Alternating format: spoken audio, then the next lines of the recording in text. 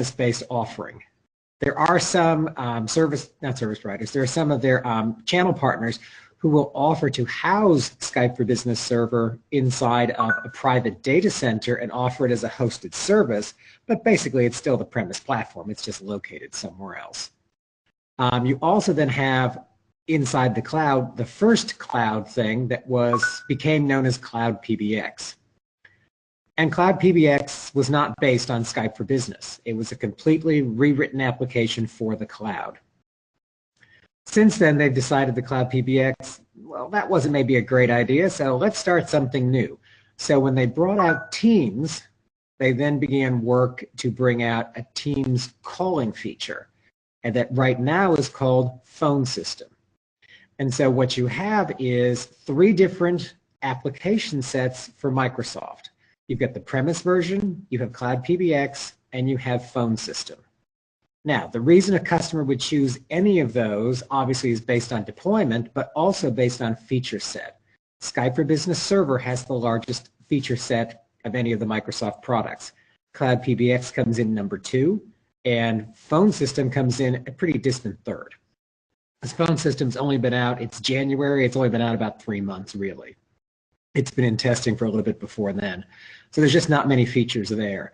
I should probably put the link online because it doesn't make sense to put a link in this thing because you can't click on it. But I'll put a link in this conversation. There was an article written by Brian Riggs on No Jitter probably about 3 weeks ago now that there is a table in there that I'm working to transcribe because it's really big that actually lists all of the versions of Microsoft and what features are in which package.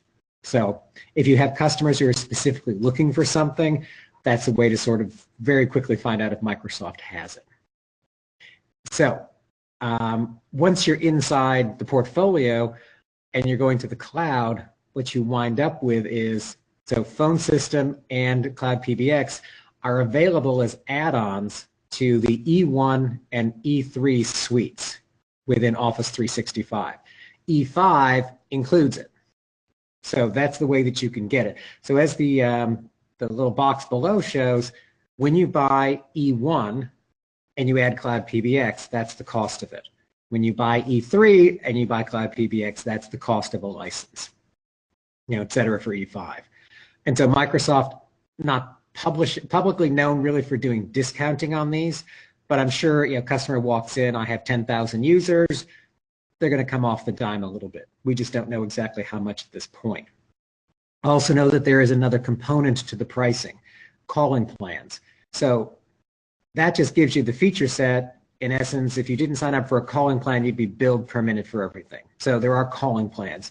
You have a choice of either a domestic calling plan or a domestic and international calling plan. Calling plans differ somewhat by country. Basically, I assume because of the cost of the wholesale services under them and perhaps any taxes that their governments are adding to the service. I don't know about that. But realize that so the number of minutes may vary. So in the US, for example, you get 3,000 minutes of domestic calling. But in the UK, it's only 1,100 minutes. So just be aware that there is a difference out there. And so if you're actually talking to a customer who may have a branch office outside the US, that may all come into play as far as adding to the cost. Regardless of whether you are signing up for Cloud PBX or Phone System, because I realize now that I see Cloud PBX in that little table and I've got Phone System just above it, the prices are the same for either one. And it was interesting, when Microsoft had their user conference last September, customers were asking, well, do I wait for this Teams call application, as it was being called then, or do I just go with Cloud PBX? And Microsoft telling customers basically, make a feature decision. Go with Cloud PBX now because it has more of what you want. And then over time, move them to the Phone System application. The costs are the same. The user interface can be fairly similar, and so there's not a lot of disruption going on for when customers would make that move. Unlike the move from Skype for Business Server onto the cloud. There is a bigger forklift there, as you might imagine. And so that sort of gives you a basic layout of how Microsoft offers cloud services. There's always, in the cloud, there's always an Office 365 license, which is required, plus you then add either Cloud PBX or Phone System, and then on top of that, you add a calling plan based on what region of the world that you're in. So we move over to the other side of this card, and we look at sort of their big weaknesses. Like I've said on the other side, the big thing is these three concurrent and incompatible applications. So if you have a customer out there who is on Skype for Business server and wants to move some of their users or start using the cloud, there's not a lot of compatibility going back and forth between those. What you would need to be able to do it is another piece of equipment called Cloud Connector Edition, which would then be able to do trunk termination inside of a box to be able to get your users into the cloud. And so if I'm in a country where Microsoft is not offering carrier services, that's the one way I could actually deal with any user in that country. But from a hybrid perspective, you're just not seeing things cross the chasm. So for example, Skype for Business Server supports a feature called persistent chat. And persistent chat is what it says it is. It's just a chat function. But once you move to Office 365, you wound up with groups. And then now when you go into the phone system, you wind up with Teams. If I'm in persistent chat, I have no visibility into groups. They're completely incompatible. And if I want to move from into Teams, if I'm in Skype for Business Server, I can only talk to somebody one-on-one. I can't actually have a team experience unless it's a team of two. And so there's just not a lot of compatibility amongst some of the applications as Microsoft may think and say they are. Also know that with all this compatibility stuff, there are two versions two new iterations coming out in 2018. In mid-2018, there's an update that'll be a larger update coming out for the cloud section of the offers for phone system and perhaps some stuff for cloud PBX, but mostly for phone system. In the fourth quarter of 2018, there's going to be an update for Skype for Business Server that will be known as Skype for Business 2019. And that's supposed to increase some of the cross-functionality between the premise version and some of the cloud offers. But even Microsoft telling their users last September, it ain't going to be perfect. And they said it's never going to be perfect. And so Microsoft kind of leaving those Skype for Business Server users a little bit in the lurch. I think part of that is to use Teams as a carrot to get them to move to the cloud. So like I said, Teams calling, very limited feature set. I will post that link to this conversation so you can save it in your favorites. A lot of things aren't in the calling function when you get to Teams. Hold, resume, speed dial, transfer, things like that. None of that stuff is really there. Neither can you do federated calling. There's no hybrid voice that's supported. Audio conferencing still remains like a chargeable add-on that it has been since day one with Microsoft because they really don't do conferencing that well. So like I said, some of the features won't be available, like I said, until 2Q or 4Q. I've got a full list of what's on their roadmap on the next page, and obviously we'll see that. Microsoft is seeking also the UC monopoly. So depending on what school of thought you have, right, this has been going on forever. Do you want a best of breed group of systems where you buy the best thing and tie them together, or do you want to just go with one vendor because it's easy? That argument still goes on today. I read a thing recently about IT managers talking about what do we do, and it's probably about a 50-50 split who are concerned about vendor lock-in versus the ones who aren't. And so just be aware that sometimes that will play. But also realize that in addition to the best of breed thing, you've also got the carrier thing. Depending on what your customer may think about the carrier services that they use currently, they may not want to use Microsoft carrier services. Sometimes you see it in contact centers. I saw it a lot in contact centers. You see a customer who has two different carriers providing services, 70-30, 80-20, whatever, because in case one dies, they have an immediate backup. So they're never really down. So part of a disaster recovery kind of plan, but also you see them do it because it's a way to play one off the other for pricing. And so when you go with Microsoft, you lose that lever of trying to strong arm your carrier into a better price. And so that may not play well with customers either. Also be aware, like I said, with the Cloud Connector Edition, if you want to use Microsoft Cloud, but you don't want to use Microsoft as a carrier, you do have the option for Cloud Connected Edition. It's basically a crippled box of Skype for Business Server that acts as a trunk gateway where the trunks terminate in the Cloud Connected Edition box, which is still on the customer's premise, before connecting up into the Azure Cloud to connect into Microsoft Cloud. Microsoft is working on coming up with a boxless version of Cloud Connected Edition, but so far we have not seen it. So just be aware, there's a lot of carrier stuff. Teams is based on SharePoint Online, which actually answers some questions. How did Teams come to be so quickly? Those types of things. And we found out on Microsoft's own site, Microsoft points out that this is based on SharePoint Online. And so every time you open up a Teams room, you also are opening up a SharePoint site. Customers who don't use SharePoint, don't want SharePoint, may not particularly think that's a great solution. But also realize that there are file storage limits that are imposed by SharePoint. SharePoint limits 25 terabytes per tenant. So if you've got a customer who's used to throwing a lot of files back and forth, has a lot of employees, they may blow 25 terabytes, which sounds like a lot, but you've got to realize these conversations, like this circuit conversation, are preserved, for the record for quite a long time. And so throughout the year, throughout 2 years, it could be, depending on the usage, you could blow that limit.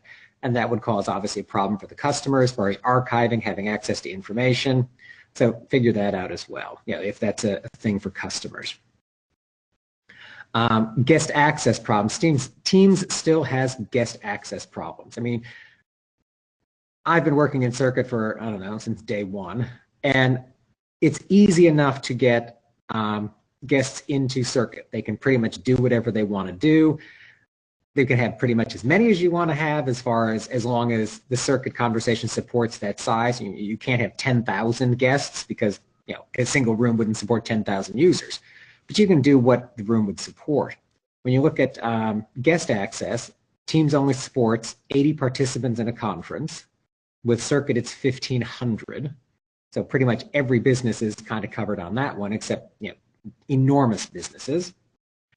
They also don't do provisioning that easily. So a lot of companies out there have got role-based licensing, role-based provisioning. The Teams product doesn't have that. You pretty much have to hard code them in, and you can add no more than 5 users at a time. So just getting the system up and running takes a lot more time, just from the administration perspective. So I'd say those are the big sort of weaknesses with Microsoft right now, when talking about Teams and the Office 365 portfolio. There's other stuff. So I encourage you, if you guys are in a deal, reach out and say, what Unify salespeople do. I'm in a deal, there's X number of people, here's what they want to do, here are the applications, here are the branches, I'm facing X, Y, and Z, what the heck do I do, and what the heck are they going to offer? And I can sort of guide you in a direction to help you with that. So, page 2. So, Unify Atos corporate strengths. Why are we looking good here? So like I said in the first thing, Microsoft is the big Megillah, right? Bazillions of dollars in revenue, they're all over the world. Well, you know what? So's Atos. Atos is a $12 billion company dedicated to IT services. 100,000 employees, 72 countries. So we've got that footprint as well. Microsoft talks about the Azure cloud. Atos maintains the Canopy global network. That's a big cloud array for loading applications. So we're pretty cloudy as well. We also have Codex and Bull to offer cybersecurity and digital transformation practices. So we have a lot of expertise in being able to solve and help business problems from the cloud, from premise stuff. I mean, it's what Atos does. And Microsoft, for those types of services, will almost always partner with somebody else because they just don't get into it. They're buy my CD, install it, and peace be with you, go talk to my reseller. And so you have a deeper bench to talk about and to be able to tell customers that we can offer these services for them. Both Unify and Atos offer experience in vertical markets and geographies. There is very little these days going on within Microsoft that's really super vertically focused.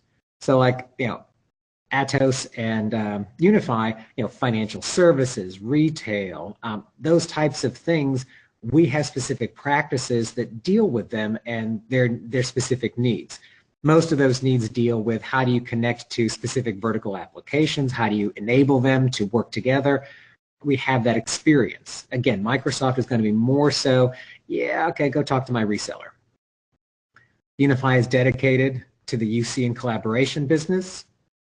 And we don't have this disjointed portfolio. We don't have that problem that Microsoft has where you have, what was Lync became Skype for Business Server, which became Cloud PBX, which is now Phone System, and each one just sort of being, left by the side of the road as you continue on. That's why 2 years ago at the Microsoft Partner Conference, customers were asking, is this the last release of Skype for Business, the server version? And Microsoft was like, no, if you talk to the vice president. When you talk to the product guy, the guy who's doing this every day, they're like, well, it might be the last big release. And certainly when we saw Skype for Business 2015, the current version, come out, there wasn't a lot of difference between that and Lync 2013 because all the money for R&D had gone into Cloud PBX at that point. And so what Microsoft showed us as far as what's coming for Skype for Business Server at the end of 2018, it's a lot of connectivity to newer products. There's really not a big list of new features for Skype for Business Server beyond how does it connect to Teams, how does it make for a better hybrid experience. They're all about supporting Skype for Business Server simply as a stepping stone to keep those customers alive long enough to get them on the cloud. And so you don't have to deal with that kind of marketing message. You can kind of go whichever way you need to. Unify and OpenScape Cloud and Circuit strengths. We only have one multi-tenant application. Regardless of whether a customer wants to install OpenScape Voice on their premise or they want to install, or not install, if they want to utilize OpenScape Cloud, it's the same application. So whatever feature they have in the cloud, they have on premise. It's seamless because it's the same application. Unify is actually the only vendor that I can think of, and I can think of a lot of them, that actually has a multi-tenant application on premise that is also in the cloud. If you think about Cisco, Communications Manager is single instance. They bought BroadSoft to get a multi-tenant application. Spark was in no way connected to Communications Manager. Avaya is all single instance. Mitel is single instance and then a multi-instance platform that they bought from ShoreTel. I mean, the list goes on. And so having that one application, regardless of where you want to install it, is a very strong point for customers because the migration is just seamless. The integration is seamless. The hybrid nature of it, if you've got somebody with 500 users and they want to send 100 of them to the cloud to test it out, you can do that and they'll never know it. The phone remains the same. The user interface on the clients remains the same. That's a pretty good strength.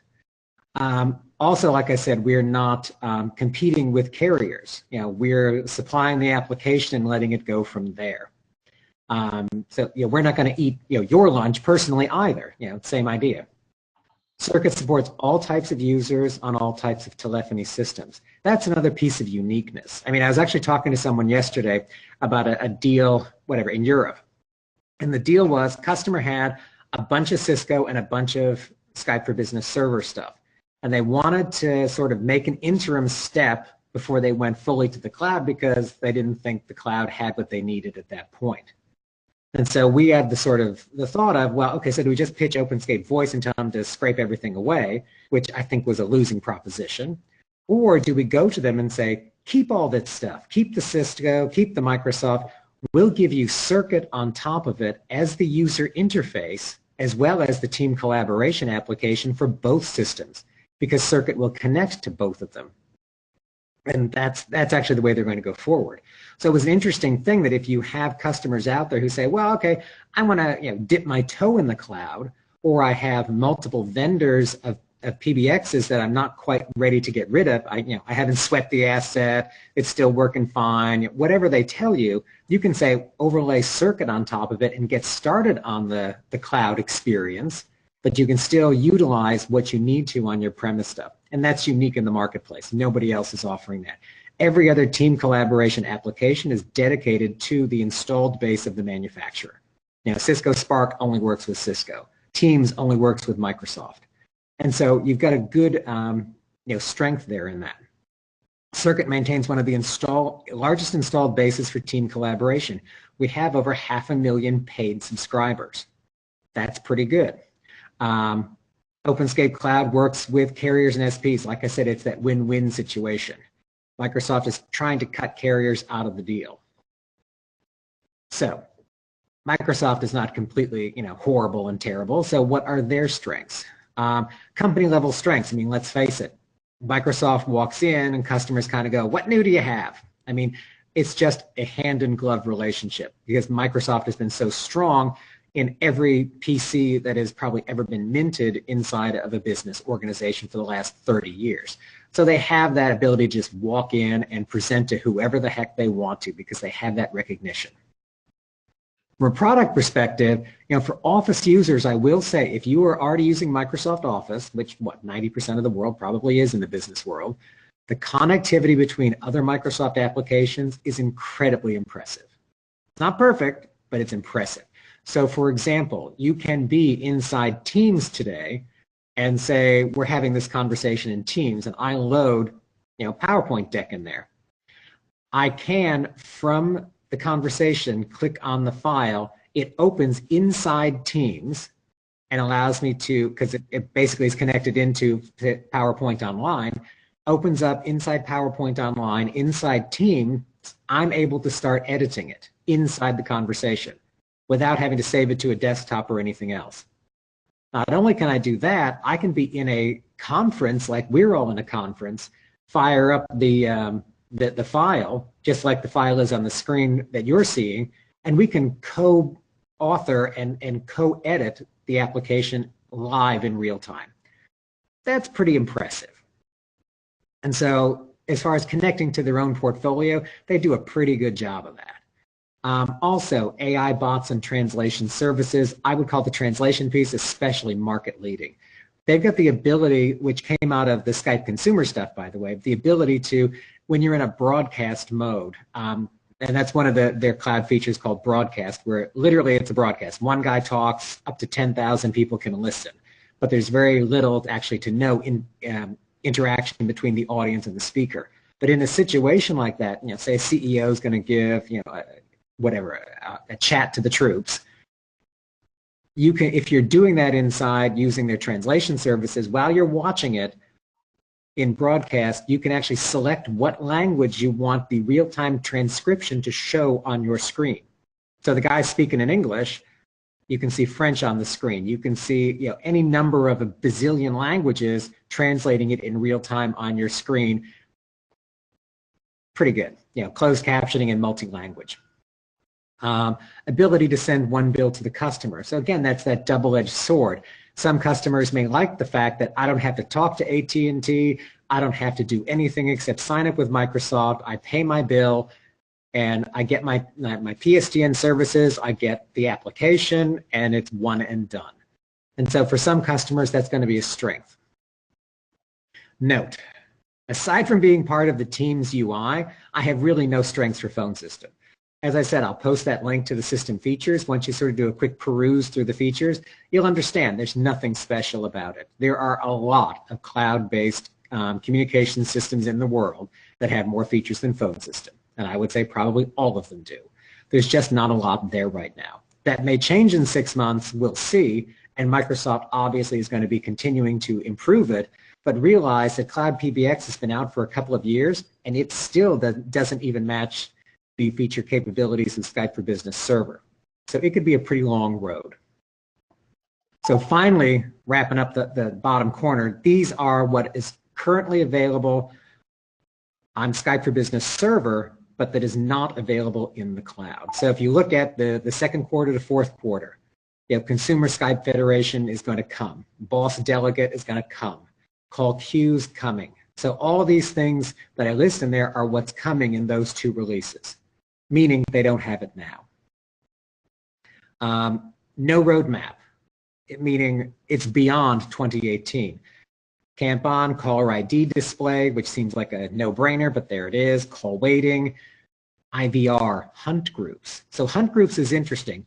You saw Skype for Business Server start to get into contact center with response groups, which is sort of a souped up hunt groups kind of feature.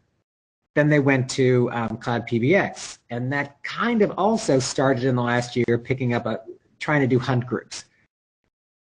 There's nothing about hunt groups on any roadmap for the Teams application for phone system. Whether that's going to come or not, who knows? But Microsoft said in September of last year at the user conference that they were never going to go into real contact center, which was a surprise because everyone expected them to. Microsoft currently has about 19 partners for contact center, and whoever the reseller is, that's pretty much who they pitch because they pitch who they know. And so when you look at a lot of the cloud providers out there, PBX coupled with contact center is kind of a good duo to have. And they're seemingly at this point are not going to pursue that. So that's interesting. Like I said, you can see a lot of these features in there that are no roadmap.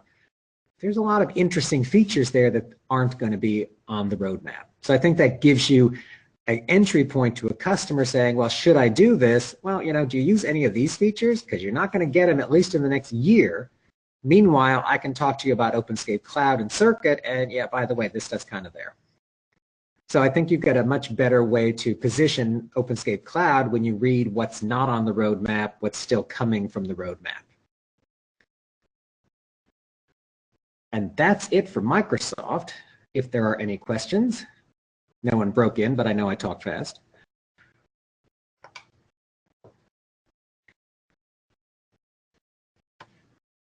I'm going to take that as a deafening no. It was perfect. We need nothing else. All right, so now we will go into Mitel as soon as it decides it wants to pop up. So Mitel, yeah, as you can see at the bottom part of this slide, they're a whole lot more complicated than Microsoft is from a licensing and offer perspective. But to start out, I mean, you probably know who Mitel is, located in Canada, about 4,200 employees, and they claim 70 million users in 100 countries. Primary target market, pretty much anyone who will buy a UC or contact center solution. Revenue is about 1.3 billion, and that includes the fold-in from the ShoreTel acquisition. This piece is interesting. Mitel Cloud users. They claim they have 3.8 cloud users, which sounds great, but then you're going to break it apart because there's actually two components to that number. There are 1 million of them who are actually on multi-tenant applications. So that would be the old ShoreTel Connect product, now recalled MiCloud Connect, or it's on what was called MiCloud for service providers, which was an application that was acquired from a company called Telepo. And it was actually acquired by Astra moments before Mitel bought them. So that's where the million multi-tenant customers come from. Then there's the 2.8 million, vast majority of these cloud users, who are actually what you would consider private hosted. It's a premise solution, as you see down below the MiCloud business in the center section.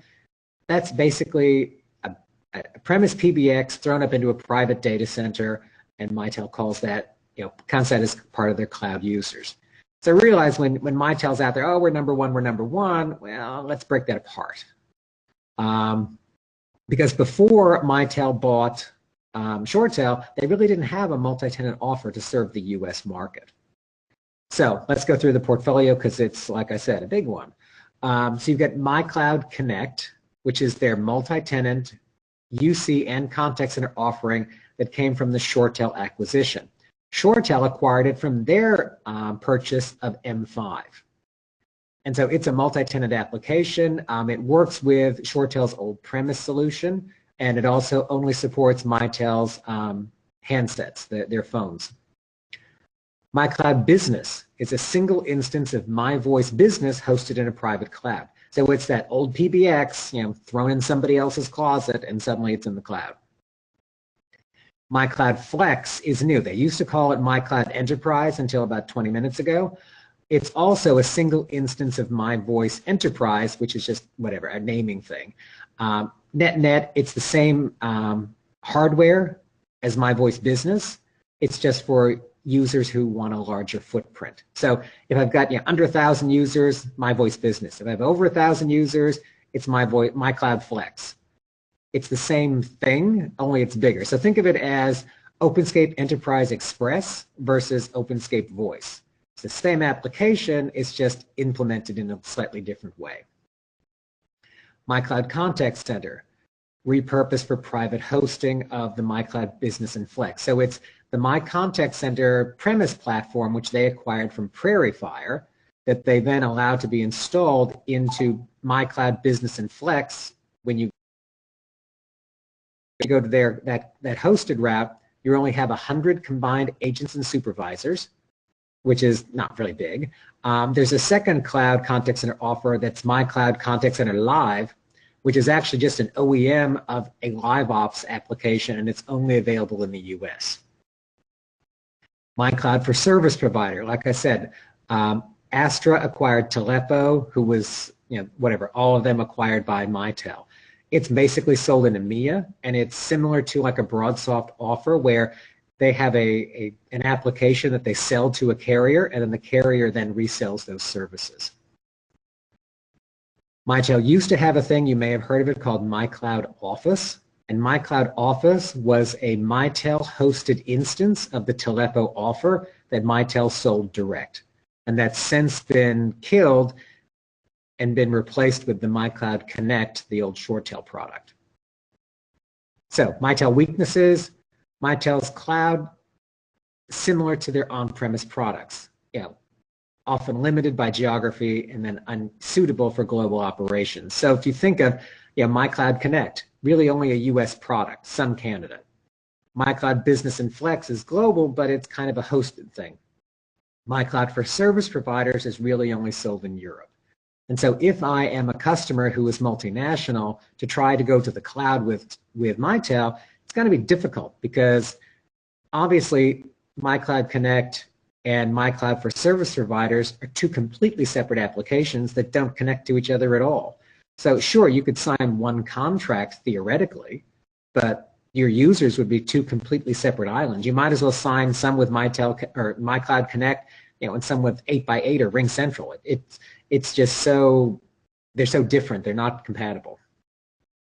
So it just depends on where things are sold and how things are going to offer. Confusing and overlapping portfolio. I mean, I took a few minutes to go over the portfolio. Again, you got to sort of figure out where stuff is. Customers have got to have the same issue. And like I said, the majority of them are sold on the premise service in the private cloud, because nearly 3/4 of them are what back in the good old days just call hosted. Of the public cloud users, of that million, 3/4 of them are the Telepo offer, and 1/4 of them are Mitel Connect, which the ShoreTel thing. They brought about 274,000 or so users from ShoreTel, and that's the part of the million. Mitel Connect uses incompatible and proprietary desk phones. So Mitel Connect doesn't even use Mitel's phones because it came from ShoreTel. So even if I was going to be a Mitel Connect customer, ultimately I'm not really compatible with anything else. Anything else forklifts the desk set. So that's not going to be probably a great forward solution. Limited hybrid deployment options because of the incompatible solutions. Like I said, I mean, if you're multinational and you want to try to connect MiCloud Connect with MiCloud for Service Provider, it's not going to happen. If you want to connect MiCloud Connect to MiCloud Business, it's going to connect to it as though it's like a third-party PBX. There's not going to be any real solid integration. The user interfaces are going to be completely different. It's just going to be, like we do when we connect to two PBXs. You're lucky if you throw the call over the fence and hope someone catches it. There's not going to be a lot of integration there. So as far as getting customers to move from one platform to another, Mitel doesn't have a great migration story for them. Like I said, Mitel Business and Flex, even though the MiCloud, the My Voice or the My Contact Center on premise scales pretty high, for whatever reason, once you put MiCloud Contact Center into the cloud, into their cloud offer, you're limited to 100 users in the contact center.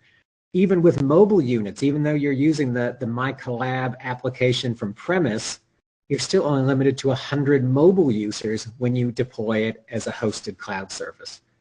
Why there's a limitation there, I've yet to uncover, but Mitel documentation lists clearly that both of those services are limited to only 100 users per system. So imagine you've got a system with 10,000 users and you have 100 mobile clients supported. It's not real great.